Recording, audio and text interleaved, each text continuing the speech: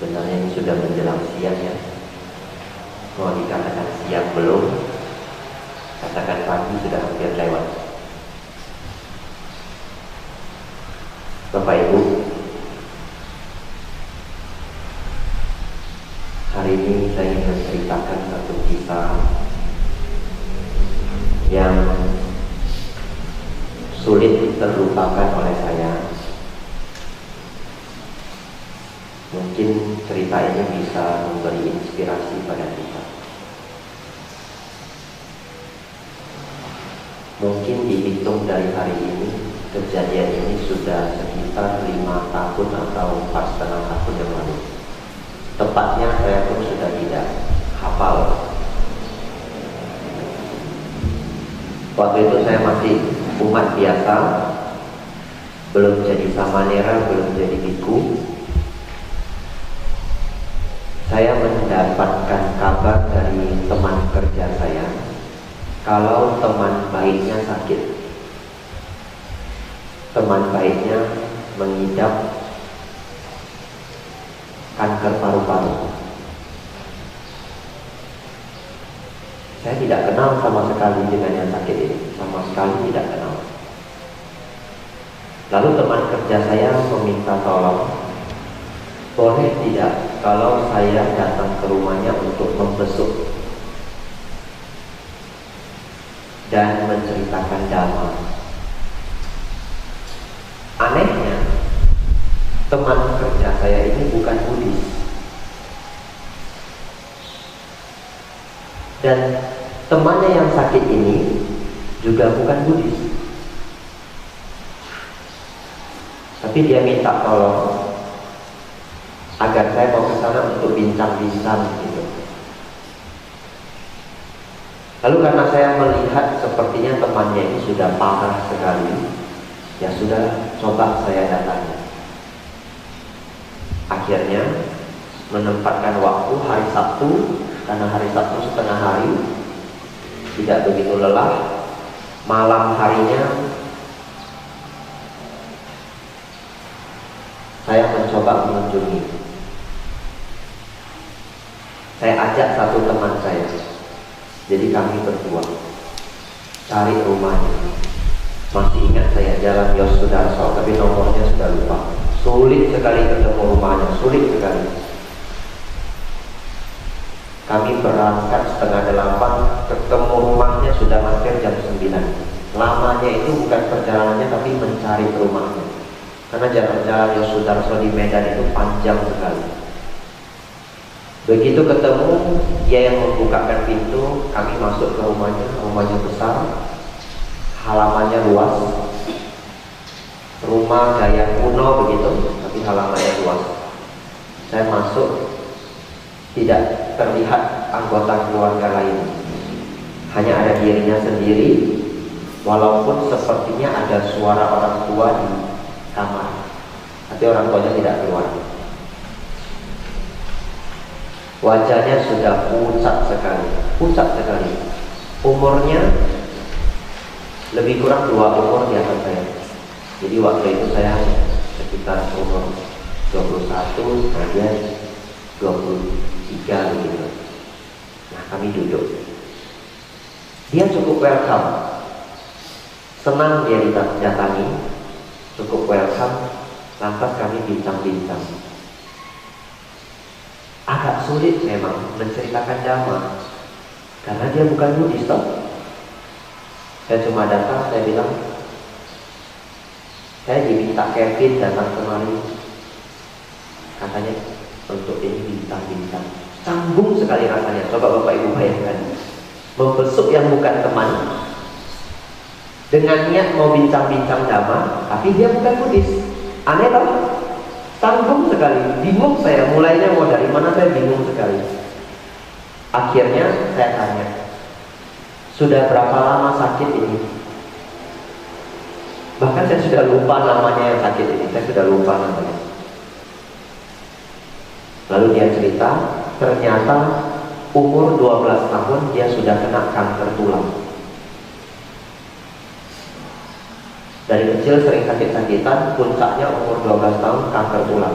tapi setengah mati dia berjuang, kanker tulangnya sembuh atau mungkin berkurang efeknya. Lalu umur 18 tahun terserang kanker paru-paru lagi. Jadi, tapi dia masih sekolah SMA, artinya dia tidak pernah putus sekolah, walaupun keadaannya sudah begitu menyulitkan. Dia tunjukkan foto-foto ketika dia sekolah. Mohon maaf ya, bukan cerita sinetron, tapi dia bahkan menunjukkan foto teman wanitanya. Nah, lalu dia cerita ke saya, ini teman wanita yang sangat saya sayangi, tapi saya sendiri malu. Kenapa saya sebegitu sakit, tapi dia mau dengan saya sampai hari ini katanya. Padahal keadaannya sudah kacau sekali, gantengnya sudah hilang karena kena kanker paru-paru. Saya dengarkan, sedih sekali. Saya belum pernah mendengar ternyata ada kisah setragis ini. Lalu pelan-pelan saya ceritakan. Saya tanya, jadi untuk sakit ini ada harapan sembuhnya tidak? Tidak ada. Saya diprediksi dokter umur saya paling hebat tinggal setahun. Ya tapi ya saya tidak memikirkan ya. Pokoknya kalau disuruh kemo saya kemo, disuruh makan obat saya makan obat. Tapi saya sendiri bingung apa yang mau saya lakukan. Saya sendiri sangat bingung. Lalu saya tanya lagi, sebenarnya rasa ingin tahu.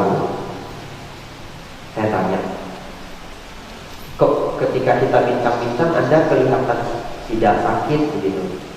Lalu penyakitnya bagaimana? Dia bilang, sakit saya ini kumat kira-kira 3 hari sekali. Dan kalau sudah kumat, sakitnya luar biasa. Saya hanya bisa genggam kain atau genggam kayu begitu, keras sekali, sakit sekali. Dan sebelum serangan itu datang sudah ada ciri-cirinya. Dan kalau ciri-ciri itu sudah datang, katanya saya takut sampai kaki saya gemetar. Saking sakitnya, dia takut sampai kakinya gemetar menghadapi sakit. Lalu dia tanya ke saya harus bagaimana? Nah sekarang saya juga ikut bingung. Awalnya saya canggung, sekarang saya pun ikut bingung. Akhirnya saya bilang, memang ini rumit sekali. Terus terang saya diminta Kevin datang kemari untuk bincang-bincang tentang ajaran Sabda. Tapi saya tahu Anda bukan Buddhis. Mau tidak kira-kira mendengarkan? Mungkin ada solusi. Karena inti ajaran Buddha itu adalah melenyapkan penderitaan. Sedangkan Anda menderita. Mungkin tidak gampang untuk melenyapkannya secara langsung, tapi mudah-mudahan bisa berkurang. Ternyata dia senang. Lalu dia bilang, ya saya mau dengar. Saya mau dengar. Terus saya mulai ceritakan dari perjalanan siapa itu Pangeran Siddhartha. Keluar dari istana, pelan-pelan saya ceritakan. Pelan-pelan saya ceritakan, makan waktu yang sangat lama. Saya ceritakan, tapi dia sangat semangat. Sangat semangat. Dia dengarkan. Lalu saya sudah cerita lebih kurang 1 jam. Tiba-tiba dia tanya saya mau tidak percaya kamu? Perlu tidak saya percaya? Dia tanya pertanyaan. Perlu tidak saya percaya? Untung kalimat ini membuat saya punya izin untuk melanjutkan cerita ini. Saya jawab, tidak perlu. Saya begitu. Anda tidak perlu percaya. Anda dengarkan saja. Kalau bermanfaat ya dilaksanakan. Kalau tidak percaya ya apa boleh buat, tidak apa-apa. Begitu saya mengatakan tidak percaya tidak apa-apa, Bapak Ibu tahu apa yang dia jawab? Oh kalau begitu saya mau dengar lagi. Bapak Ibu tahu kenapa? Karena ternyata dia sakitnya sudah lama loh. Ternyata dia sudah sering didatangi rohaniawan, bukan hanya Buddhis, Maitreya, Kristen, Katolik, Betani, Metodis, apa saja semua datang itu karena prihatin. dari teman bibinya, teman mamanya, teman papanya, teman dia sendiri datang untuk mau menyelamatkan. Jadi dia sudah bosan ini mendengar khotbah-khotbah yang beragam, dan semuanya meminta dia untuk harus percaya. Lah saya datang, orang ini agak aneh begitu. Perlu saya percaya? Ya, tidak harus begitu ya. Lalu dia mengizinkan saya untuk melanjutkan cerita. Saya lanjutkan cerita sampai saya jelaskan apa itu 4 kebenaran mulia, apa itu Kamawipaka. Menurut ajaran Buddha, kenapa Anda hari ini bisa sakit, lalu apa yang harus dilakukan. Sampai saya mengajarkan dia bagaimana meditasi untuk mengurangi rasa sakit. Tapi ini perlu proses dan tidak gampang. Panjang saya ceritakan sampai jam 11 lebih. Terlihat dia sudah batuk-batuk, mungkin kelelahan. Teman saya yang takut. Teman saya bilang, ayo pulang, ayo, kasihan ini, dia sudah sakit. Tapi dia masih mengatakan, tidak apa-apa, biar, tidak apa-apa. Saya sudah sering sakit kan, agak lebih sakit, tidak apa-apa kan. Akhirnya saya selesaikan pelajaran Dhamma yang singkat itu. Lalu saya beri dia buku Ajahn Brahm, Super Power Mindfulness. Buku itu berat sebenarnya, tapi ya semoga dia bisa mengerti. Kasih buku Super Power Mindfulness. Saya katakan, sebenarnya kalau buku ini benar-benar dipraktekkan, pasti penderitaan Anda berkurang. Karena ini meditasi untuk pencapaian konsentrasi tingkat tinggi. Bahkan di dalamnya juga ada pencapaian yang dapat melenyapkan rasa sakit. Iya, kalau seseorang masuk ke dalam jana, tidak ada rasa sakit fisik. Saya katakan begitu. Kalau dia tertarik, dia simpan buku itu. Ini pertama kali saya menjumpai seseorang yang dia begitu antusias belajar Dhamma, tapi sedihnya waktunya tidak banyak. Lalu saya pulang. 3 hari setelah itu dia meninggal. Padahal saya berniat setiap Sabtu datang begitu untuk sharing, tapi 3 hari setelahnya dia meninggal. Ya, dalam hati saya berpikir mudah-mudahan Dhamma singkat itu dapat memberi manfaat besar. Bapak Ibu, Sang Buddha pernah menjelaskan ada 4 tipe manusia seperti halnya kuda. Ada kuda, nah kemarin saya bincang-bincang banyak dengan Pak Toti tentang kuda. Jadi hari ini topiknya kuda. Ada kuda yang kalau dia lihat pemiliknya datang, nah dia sudah standby mau jalan. Begitu pemiliknya naik ke atas kuda, nah dia jalan. Nah ada kuda yang seperti itu. Kuda yang jinak, kuda yang baik begitu. Ada kuda yang kita sudah naik begitu ya, mau dicambuk dulu, dia baru mau jalan. Nah, ini kuda jenis kedua. Kuda jenis ketiga, mau dicambuk sampai berdarah-darah, dia baru mau jalan. Ini bandel ya. Kuda nomor 3 ini bandel. Lalu kuda terakhir dikatakan harus dihajar sampai kena tulangnya, sampai tembus ke tulang. Nah dia baru mau jalan. 4 perumpamaan kuda. Kemarin malam saya juga tanya Pak Toti, karena katanya dulu pernah pelihara kuda sampai 11 ekor. Pak Toti, kudanya itu semua ikhlas nggak kalau dinaiki? Kata Pak Toti, kalau dia jinak, dirawat dengan baik, dia ikhlas dinaiki. Tapi ada yang juga tidak mau, apalagi yang liar. Nah ini ternyata sudah klarifikasi dengan yang mumpuni. Ada 4 perumpamaan kuda. Nah, kalau kuda nomor 1 Bapak Ibu, barangkali seperti halnya Bapak Ibu, senang datang ke wihara, tahu hari Minggu datang ke wihara, tidak perlu dipaksa, tidak perlu diapa. Tapi kalau yang nomor 2 mungkin perlu untuk diberi cambukan dulu. Bapak Ibu tahu cambukannya apa? Misalkan dia harus mengenal duha dulu, kehilangan barang, atau patah hati, atau hartanya hilang sebagian, aduh ternyata menderita sekali. Baru dia mulai untuk mau belajar Dhamma. Tapi yang ketiga ini yang harus dicambuk sampai berdarah-darah. Ada seseorang yang kehilangan istri, kehilangan anak, rumah kebakaran, baru tumbuh keinginan belajar agama. Tapi yang keempat ini paling gawat, harus kena tulang baru mau belajar. Salah satunya misalkan orang yang sudah divonis hidupnya tinggal 4 bulan, divonis hidupnya tinggal setahun, entah penyakit kanker, tumor dan sebagainya. Begitu sudah divonis, maaf Pak, umur Anda lebih kurang tinggal setahun. Nah itu baru gelisah minta ampun, tiba-tiba rajin meditasi, tiba-tiba muncul di wihara. Ini tipe kuda keempat. Tidak salah, semua kuda ini tidak salah. Selama mereka berjuang bisa mencapai nibbana, kenapa tidak? Dan semua kuda ini tidak salah. Nah, tetapi alangkah baiknya kalau kita menjadi kuda nomor 1. Kuda nomor 2 masih boleh, masih syukur. Bapak Ibu, waktu kita tidak banyak. Nah,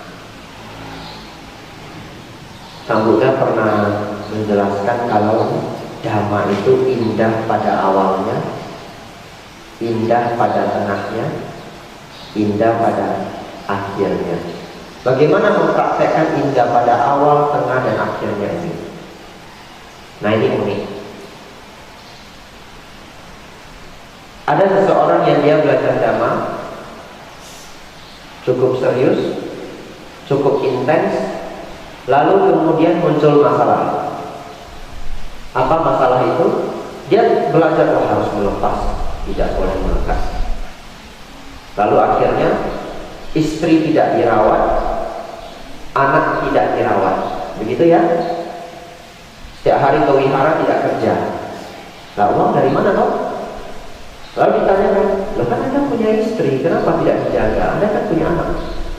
Oh, saya mau jadi ibu saja, melepas. Kalau saya melepas, saya baru bisa indah hidup saya. Lantas karena keinginannya untuk melepas yang terlalu ekstrim begitu ya, belum waktunya dan belum tepat kondisinya, akhirnya keluarga itu menjadi ribut. Kalau keluarga ribut kan tidak indah toh. Akhirnya setelah keributan, mungkin istrinya sudah geram, istrinya bilang, sudahlah pergilah. Begitu. Akhirnya dia pergi datang ke wihara. Kami sering mendapati orang seperti ini. Datang ke wihara, mau papaja begitu ya. Tiba-tiba datang ke wihara, tidak ada hujan, tidak ada angin, tidak mau daftar lagi mana. Tiba-tiba muncul, hari papaja muncul. Nanti saya mau ikut papaja. Sudah daftar? Belum daftar, saya sudah meninggalkan keluarga. Katanya begitu, kok ekstrim sekali. Ini sulit dihadapi, tetapi ini fakta.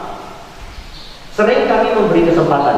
Ya sudah, tidak bisa papaja, tapi kita kirim ke wihara lain, mungkin ikut atasila dulu, nanti nunggu jadi samanera. Awalnya dia punya keinginan menggebu-gebu untuk menjadi biku, bahkan mengorbankan apa yang sudah dia seharusnya harus dia tanggung jawab. Tapi apa yang terjadi? Ternyata begitu menjadi biku, tidak puas juga. Loh kok susah ya? Karena awalnya mungkin dia berpikir, oh ini kalau 2 bulan jadi biku sudah arahat ini. Begitu jadi biku, loh kok sulit ya? Jengkeng pun sulit, meditasi ternyata punggungnya sakit ya kan? Berpikir kalau meditasi 2 jam arahat, padahal meditasi 2 jam apa yang dapat kaki kram? Iya serius. Dikirim ke Malang, vipassana 1 bulan, tidak boleh ngomong, tidak boleh bicara. Apa yang didapatkan? Sakit punggung loh kayak itu. Ini koyok semua, itu rahasia di balik jubah, koyok semua. Tidak ada yang tahu. Jangan berpikir meditasi gampang. Meditasi setelah 3-4 bulan itu tulang belakang ini baru kuat, otot ini baru kuat. Menopang tubuh ini tidak gampang, apalagi berat, banyak lemak seperti ini. Oh, saya sakit pinggang berbulan-bulan tidak bisa cerita. Akhirnya bagaimana? Tidak puas toh? Ribut di wihara pun bikin masalah.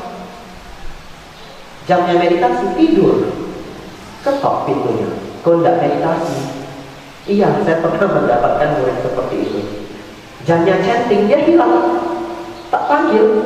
ketok. Sama Nera kok tidak chatting? Oh ya, maaf Bante, maaf. Dan besoknya nggak chatting juga. Karena dia sudah niat meninggalkan keluarga, sampai ribut itu di dalam keluarga. Akhirnya saya interview begitu ya. Kenapa tidak chatting? Capek Bante. Capek begitu. Loh, kalau capek harus dilawan. Tekadnya kan mau untuk sukses, mau mencapai nibana, ingin jadi arahat. Ya, tapi kalau capek bagaimana? Sulit. Sulit toh? Nah, ini belajar dhamma tidak indah pada awalnya, tidak indah pada tengahnya, tidak indah pada akhirnya. Yang salah dhamma atau orangnya?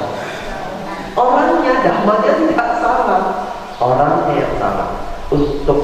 Oleh sebab itu, kita perlu belajar dhamma, menempatkan diri sesuai posisi kita. Ketika Bapak Ibu sebagai perumah tangga, sebagai seorang anak, jadilah seorang anak yang sesuai dhamma. Belum bisa retreat meditasi intensif 6 jam sehari karena perlu bekerja, tidak apa-apa. Karena tugas kita kalau ingin memperdalam dhamma itu ada 5 Bapak Ibu. Belajar dhamma, merenungkan dhamma, mendiskusikan dhamma, mengajarkan dhamma, bermeditasi. Kalau yang bermeditasi ini belum bisa intensif, yang 4 ini bisa intensif. Baca buku loh, bawa buku, ada break kerjaan 1 jam, nah sambil makan siang baca sedikit, atau dengar MP3 dhamma, sambil belajar, sambil direnungkan. Kalau dimarahi bos tiba-tiba sambil renungkan, inilah bentuk kemarahan, mungkin saya ada kesalahan juga, bagaimana cara berubah, itu dhamma. Jalan di perjalanan tiba-tiba melihat kecelakaan, itulah hidup penuh bahaya. Renungkan dhamma, diskusikan dhamma, lalu meditasi sesanggupnya. Ketika kondisi sudah matang, sudah bisa melepaskan duniawi, misalkan tentang kelahiran ini, tentang kehidupan yang akan datang, waktunya sudah matang, lakukan dengan baik. Kalau persiapannya matang, ketika kondisi itu datang akan sangat banyak manfaat dalam waktu singkat. Contoh, yang mulia Sariputta 2 minggu sampai arahat. Yang mulia Moggallana, di sini ada. Yang mulia Sariputta, yang mulia Moggallana. Kiri kanannya Sang Buddha. Yang sebelah kanan 2 minggu sampai arahat. Sebelah kiri 1 minggu sampai arahat. Tapi mereka sudah belajar begitu banyak pertapaan sejak remaja. Jadi sudah dicicil Bapak Ibu. Ketika kondisinya matang, cepat sekali berbuat. Tetapi kalau kita ingat cerita yang tadi itu, yang menggebu-gebu ingin jadi arahat, jangankan 2 minggu, sudah 2 tahun pun yang didapat bukan arahat. Kok masih sakit pinggang ya Menteri? Ya kan? Karena malas-malesan, kadang meditasi, kadang tidak, kadang meditasi. Nah, jadi agar kita bisa mengaplikasikan dhamma, indah pada awalnya, indah pada tengahnya, indah pada akhirnya, caranya adalah lakukan yang terbaik di mana posisi kita pada saat itu bisa kita lakukan. Sebagai perumah tangga, jadilah perumah tangga yang terbaik. Rawat keluarga, mendukung tirakana, belajar dhamma, mempersiapkan diri. Kalau satu hari berkesempatan belajar lebih dalam, belajar lebih dalam. Sehingga Bapak Ibu yang saya pikir sudah menjadi Buddha nomor 1, jangan Buddha ya, tapi manusia yang unggul, seperti halnya perumpamaan tadi, saya dimanfaatkan dengan baik. Bapak Ibu, memang waktu kita tidak banyak karena puja bakti ini mulainya jam 10. Kemarin malam ketika Patidana, saya ketemu dengan Pak Peti, ketemu Pak Lili juga. Lantas sebelum acara Patidana mulai, saya tanya Pak Peti, besok puja bakti mulai jam berapa ya? Karena saya sering keliling wihara, kadang lupa. Jadi walaupun sudah pernah kemarin, kadang lupa. Pak Peti mulai jam 10. Oh iya, saya ingat. Dulu pernah puja bakti mulai jam 10. Waktunya tinggal sedikit. Lalu saya tanya Pak Peti, kita bincang-bincang, kenapa tidak dimundurin waktunya ya? Karena di mana-mana wihara di tempat lain itu jam 9. Lalu Pak Tony cerita, oh iya kebetulan Bante sedang kami diskusikan, tapi masih khawatir positif negatifnya. Lalu saya renungkan, kita diskusi bersama. Saya pikir, tapi nanti bagaimana dilakukan ya tentu akan didiskusikan oleh pengurus wihara bersama. Saya pikir kalau dimundurkan ada baiknya. Kenapa? Kalau kita selesai pas jam 11, saya menuju ruang makan. Kalau ada bapak ibu yang ingin dana makan, belum bisa keluar. Ya toh? Belum bisa keluar. Karena bapak ibu mungkin masih ada etawasa. Kalau di wihara lain masih ada pengumuman. Kalau di wihara lain, saya tidak tahu wihara ini.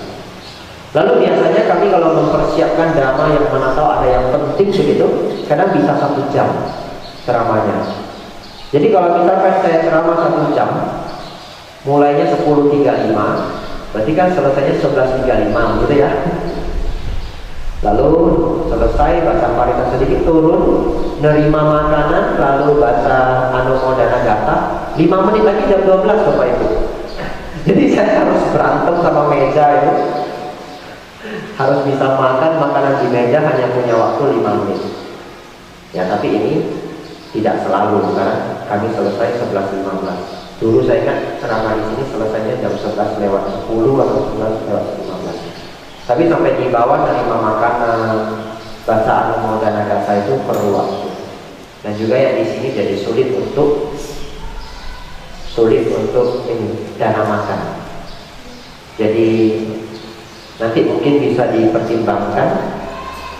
Kalau Bapak Ibu semua sudah tahu kondisinya, jadi kalau dimundurkan nanti mungkin tidak terkejut. Memang yang paling dikhawatirkan itu kalau mundur jam 9 umat tidak tahu, nanti jadi sepi wiharanya. Saya pikir tidak. Kalau Bapak Ibu datang jam 9 juga ada manfaatnya. Kadang ceramah seperti ini bisa dibuka tanya jawab.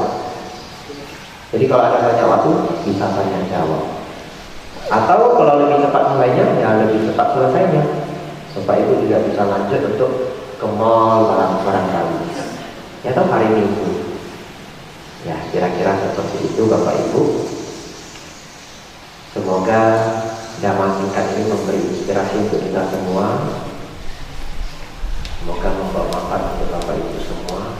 Bapak Ibu mendapat perlindungan, kekuatan baik yang tampak maupun yang tidak tampak. Sabi sata